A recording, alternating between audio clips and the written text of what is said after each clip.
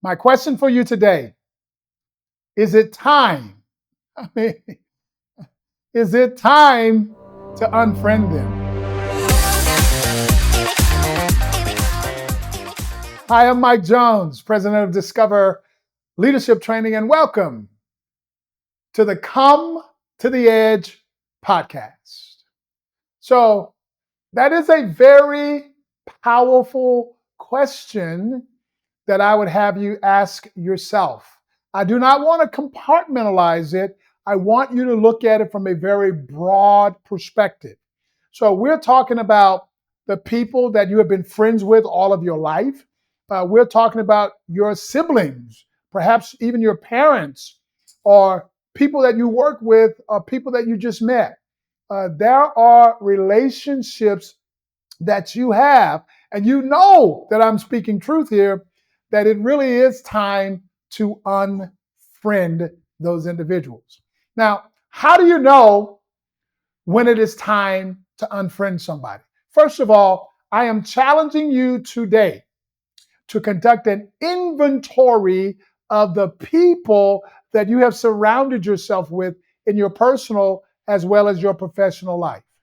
Now, if you have the courage to do so, it will tell you a lot about yourself. It is important to be aware that you are the average of the 5 people you spend the most time with. I got to say that again because somebody just sat back and went like, whoa, yes, he said that out loud. You are the average of the 5 people you spend the most time with. So if you could be a fly on the wall during my coaching session this past month, you would know why I am addressing this issue. It is absolutely at the top of mind for a lot of people when it comes to knowing, hey, enough is enough. It is time to unfriend that person. Now, if you are now doing this audit of your relationships and you become aware that the relationship is bringing positive energy, that the relationship is a value add to you at work or at home, keep that relationship. Find a way to nurture that relationship. Spend more time in that relationship. However, if the relationship is bringing negative energy, if the person is always bringing you down, if the person, when you are sharing your outcomes or your dreams with that individual who is not bringing value add, but are bringing you down, that is a relationship that is creating toxicity. And it is time to unfriend that person. Now, oh, wait. I just had a thought. So let me just throw this at you real quick. What if in this audit you find that you are the person that is bringing the toxicity to the relationship? Well, you know what? I'm going to say what? I'm going to save that one for another pod blast. I want to kind of stay in the context of the conversation that we're having right now as you look out into your world of friends, whether we're talking about personal or professional, and absolutely you taking a look at what and who you have surrounded yourself with. Now, let's examine the first part of this topic, y'all. Every one of us has been sent a friend request, and we accepted that friend request from somebody on social media. We have had those individuals, especially coming out of this political climate that we were just in, who tagged us with something that we really did not appreciate being tagged on, that we didn't necessarily agree with. And they put it on our social media as if we were approving of it or that we were co-signing on that post. Now, it is easy in that particular situation to go out and untag yourself or to hide that particular post. It is easy to go out and unfriend that person. And if you absolutely don't address it, and I got to say this because I know how averse many of us are to confrontation, if we do not confront the person to make sure that they are aware that we do not want to be tagged on their information, unless we do that, they're never going to know. So if you don't confront it, what I can guarantee you is going to happen, if you just untag yourself, they are going to post something else there because they didn't receive any resistance to them doing it the first time that they did it. Now, if the individual, once you have had the courage to confront them and let them know that you do not want to be tagged on this type of information and that you would prefer that they didn't tag you on information, then they continue to do so, I'm going to say with great certainty that it is time to unfriend that person, because that undesirable behavior, if you have confronted it and it continues, will continue. So enough about social media. Let's dig a little deeper here. What about the people that you go home to every day?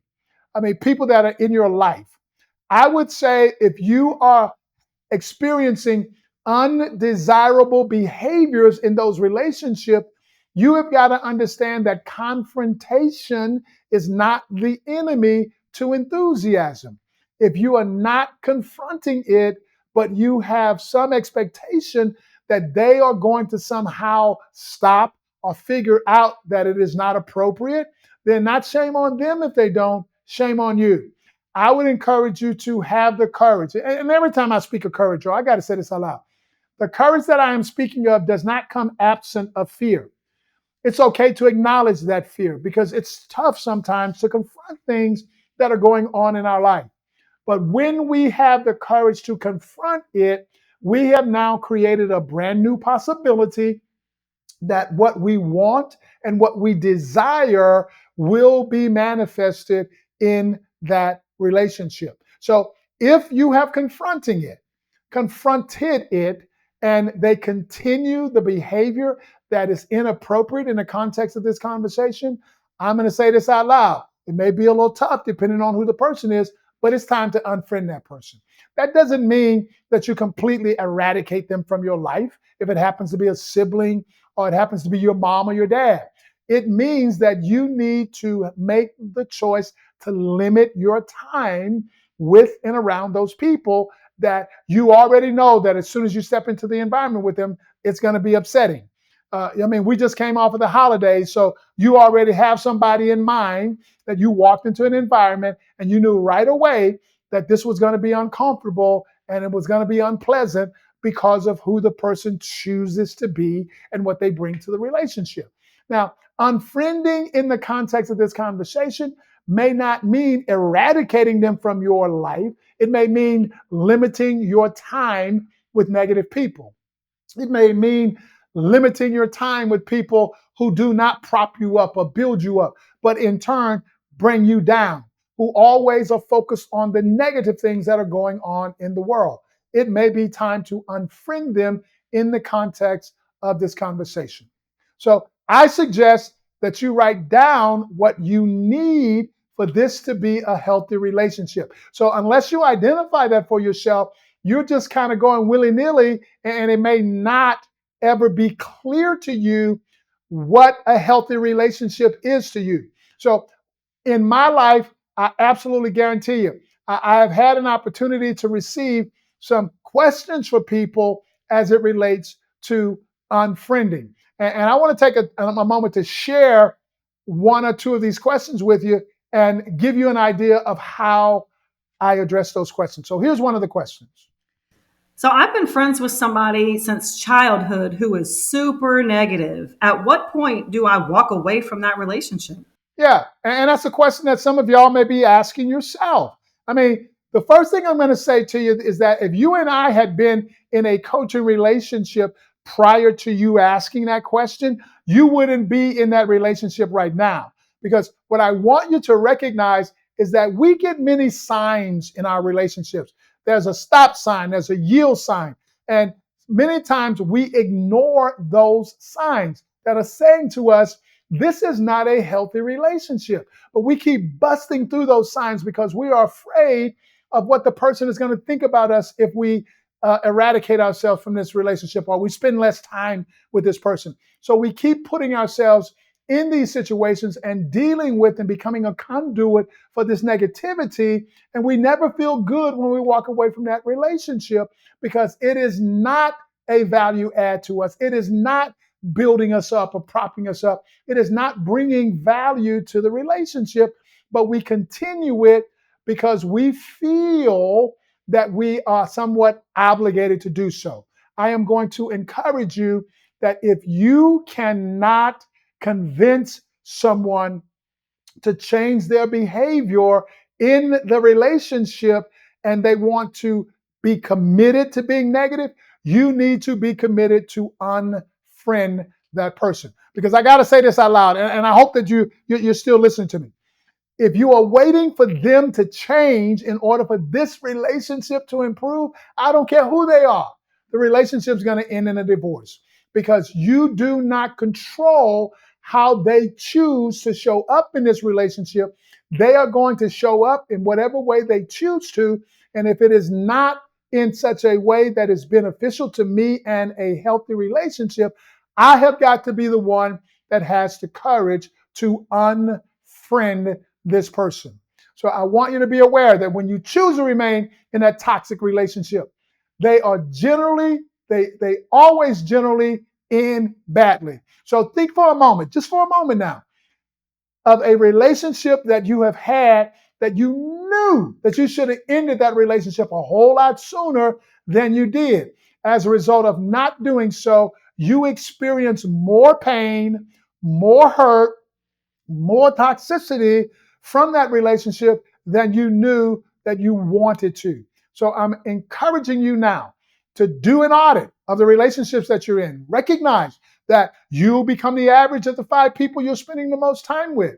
If they are not people that are building you up, if they are not positive, if they are not bringing positivity to your world, if they are not a value add to your life and the outcomes that you have set for yourself, you have got to have the courage to absolutely unfriend that person.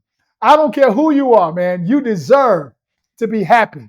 You absolutely deserve to be fulfilled, respected, and a valued person in every one of your relationships. Rather than being an interchangeable part for the people in your world, you should make the choice to demand being the main engine, whether we're talking about professionally or personally.